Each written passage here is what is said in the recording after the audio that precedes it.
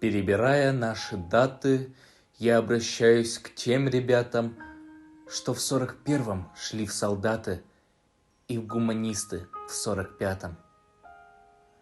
А гуманизм не просто термин, к тому же говорят абстрактный. Я обращаюсь вновь к потерям. Они трудны и невозвратны. Я вспоминаю Павла, Мишу, Илью, Бориса, Николая. Я сам теперь от них завишу, того порой не желая. Они шумели буйным лесом, в них были вера и доверие, а их повыбило железом. И леса нет, одни деревья.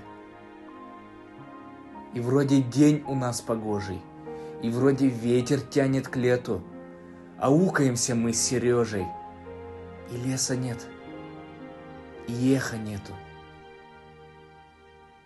А я все слышу, слышу, их голоса припоминая. Я говорю про Павла, Мишу, Илью, Бориса, Николая.